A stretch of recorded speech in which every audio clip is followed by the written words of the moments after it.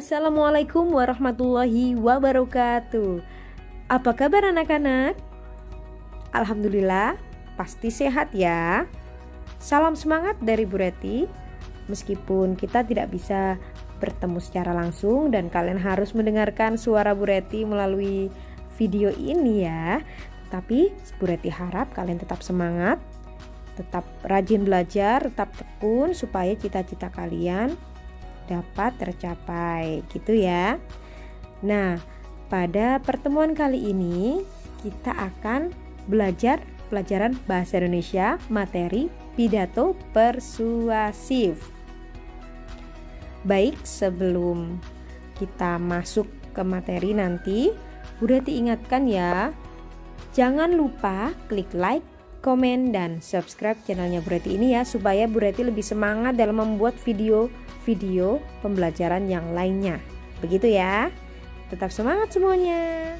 Baik, silakan berdoa terlebih dahulu sebelum memulai pelajaran ya. Berdoa dimulai.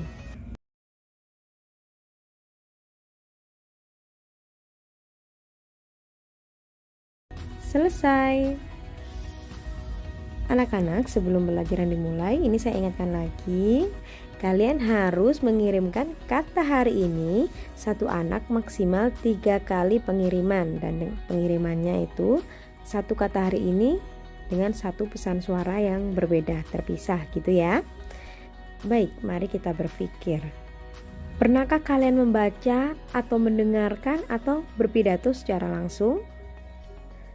Bu Reti yakin kalian pasti pernah ya. Nah, bagaimana sih pidato yang persuasif itu? Persuasif itu artinya mengajak atau mempengaruhi. Gitu ya. Jadi pidato yang persuasif itu berarti pidato yang berusaha untuk mengajak dan mempengaruhi orang lain untuk melakukan sesuatu yang diharapkan oleh si pembicara atau yang berpidato itu. Nah, apa saja sih struktur dan kebahasaannya? Kira-kira kalian tahu nggak? Dan bagaimana sih langkah-langkah menulis dan berpidato dengan benar itu? Baik, ayo kita pelajari. Dan apa yang akan kita pelajari hari ini? Katakan, saya siap belajar bahasa Indonesia bersama ya. Saya siap belajar bahasa Indonesia. Pada pertemuan kali ini, kita akan membahas tentang struktur teks pidato persuasif ya. Nah, apa saja sih struktur teks pidato persuasif itu? Mari kita pelajari. Di dalam sebuah teks itu pasti memiliki struktur pembuka, isi, dan penutup. Begitupun dengan struktur dari pidato persuasif. Nah, di dalam pidato persuasif, strukturnya yang pertama adalah pembuka. Nah, di dalam pembuka ini, isi pembuka itu tidak harus lengkap. Maksudnya bagaimana?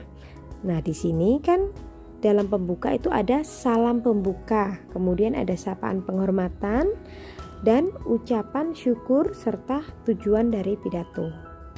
Tujuan pidatonya apa gitu. Nah, ini tidak harus semua keempat-empatnya itu ada di dalam pidato yang akan disampaikan atau yang pernah kalian dengar, itu tidak harus semuanya itu lengkap, tetapi memang harus ada beberapa yang harus ada di dalam pidato itu.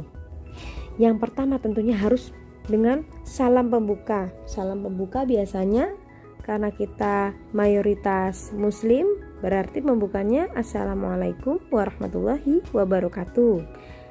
Boleh juga dengan selamat pagi, salam sejahtera bagi kita semua. Boleh seperti itu. Selamat pagi, selamat siang, selamat malam, tergantung konteksnya ya, kondisinya bagaimana. Nah, itu untuk salam pembuka. Nah, ini contohnya Assalamualaikum, selamat pagi. Kemudian untuk sapaan penghormatan. Nah, sapaan penghormatan itu maksudnya siapa saja yang akan kalian sapa di dalam pidato kalian ini gitu. Pendengar pidato kalian itu yang ingin kalian sapa itu siapa gitu. Nah, di sini tertulis yang lebih tinggi jabatannya itu didahulukan untuk disapa. Contohnya, ada ibu kepala atau bapak kepala madrasah, kemudian ada bapak ibu guru, ada teman-teman kelas 9 begitu ya. Nah, yang paling pertama didahulukan untuk disapa yaitu kepala madrasah karena memiliki jabatan yang tertinggi di dalam sebuah instansi. Instansinya yaitu sekolah madrasah itu. Kemudian selanjutnya adalah bapak ibu guru dan yang terakhir adalah anak-anak kelas 9. Begitu kalau memang yang mendengarkan pidato kalian itu ada anak-anak kelas 9. Itu bebas ya, tergantung pada konteks, tergantung pada siapa kalian berpidato. Itu untuk sapaan penghormatan. Ini yang lebih penting untuk kalian ingat, yang terhormat hanya diucapkan sekali saja dan di awal. Jadi yang pertama kali disapa itu adalah yang terhormat, kemudian yang kami hormati, kemudian yang kami hormati, kemudian yang berbahagia boleh, gitu ya. Yang berikutnya adalah ucapan syukur dan tujuan pidato. Contoh dari ucapan syukur itu seperti marilah kita panjatkan puji syukur kehadirat Allah Subhanahu wa taala. Seperti itu ya contohnya dan seterusnya. Kalau tujuan pidato itu boleh disebutkan secara tersirat. Secara tersirat itu tidak disebutkan secara langsung gitu ya. Tujuan saya berpidato adalah untuk menyadarkan kepada masyarakat pentingnya kebersihan. Misalnya itu disebutkan secara tersurat atau secara langsung. Tetapi bisa juga disebutkan secara tersirat. Jadi langsung di dalam isinya nanti. Tidak disebutkan di dalam pembukaannya tetapi langsung disebutkan di dalam isinya. Itu untuk tujuan pidato. Jadi tujuan pidato ini tidak ada di dalam pembuka, juga tidak apa-apa ya, tergantung nanti konteksnya bagaimana, tergantung yang berpidato maunya bagaimana gitu. Paham ya sampai sini? Kalau ada yang ingin ditanyakan silakan bertanya melalui kolom komentar atau bisa WA ke Bu Reti. Selanjutnya adalah isi. Isi pidato ini memaparkan permasalahan atau materi yang akan disampaikan. Permasalahannya diuraikan secara terperinci di dalam isi pidato. Nah, tentunya isi ini harus bersifat persuasif, mempengaruhi atau mengajak. Karena ini namanya pidato persuasif ya, jadi harus ada isinya itu yang mempengaruhi atau yang mengajak gitu. Jadi kalau pidato tidak ada yang mengajak atau mempengaruhi, berarti itu bukan pidato persuasif, tapi cuma pidato saja gitu ya. Nah, isi dari pidato ini tergantung si pembicara atau yang membuat pidato itu ingin memaparkan permasalahan tentang apa. Misalnya yang sedang marak sekarang ada COVID-19. Nah, itu bisa dijadikan sebuah permasalahan yang akan dipaparkan di dalam pidato. Isi pidatonya bisa seperti itu. Begitu ya. Kemudian lanjut, yang terakhir adalah penutup. Kalau ada pembuka berarti harus ada penutup. Nah, penutup itu merupakan bagian akhir dari pidato. Nah, penutup sendiri terdiri atas kesimpulan, ucapan terima kasih, permohonan maaf, dan salam penutup. Nah, seperti sama halnya dengan pembuka, penutup juga tidak harus lengkap ya isinya. Boleh lengkap lebih baik, tapi tidak lengkap pun tidak apa-apa. Yang pasti langsung saja misalnya kalimatnya seperti ini. Demikian pidato dari saya. Apabila ada kekurangan, saya mohon maaf dan terima kasih. Wabillahi taufik wal hidayah. Wassalamualaikum warahmatullahi wabarakatuh. Nah, itu saja tidak apa-apa. Jadi tidak diberi kesimpulan.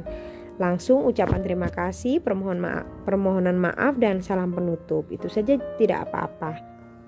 Dan untuk pidato persuasif ini juga bisa tergantung ini ya si pembicara atau yang si pembuat pidato itu sendiri untuk menambahkan juga di dalam penutupnya ada pantun biasanya supaya pidato itu lebih menarik gitu ya. diberi pantun, itu juga tidak apa-apa. Jadi intinya itu seperti ini bagian penutup itu. Sampai sini ada yang ingin ditanyakan? Silakan. Nah, untuk tugas pertemuan kali ini,